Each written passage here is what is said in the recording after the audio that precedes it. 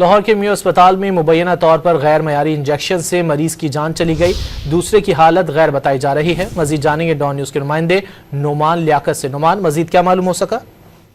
دیکھیے جی، یہ لاہور کا میو اسپتال ہے، اس کے چسٹ وارڈ کے اندر مریضوں کو یہ مبینہ طور پر انجیکشن لگایا گیا تھا۔ یہ اینٹی بایوٹک انجیکشن ہے اور 16 مریضوں میں یہ انجیکشن لگا تھا اور 16 مریضوں کے اندر یہ ری ایکشن کر گیا ہے، جس میں سے ایک مریض جاں بحق ہوا ہے اور اس وقت ایک کی حالت مزید جو کریٹیکل ہے وہ بتائی جا رہی ہے۔ اس حوالے سے انتظامیہ کا یہ موقف سامنے آیا ہے کہ جو انجیکشن تھا اس کے استعمال کو فی الفور روک دیا گیا ہے اور معاملے پر ایک انکوائری کمیٹی تشکیل دے دی گئی ہے۔ اور سی ای او میو اسپتال پروفیسر حامد ہارون کا یہ بھی بتانا ہے کہ 24 گھنٹوں کے اندر اس انجیکشن کے استعمال کے حوالے سے جو کمیٹی ہے وہ اپنی سفارشات پیش کرے گی۔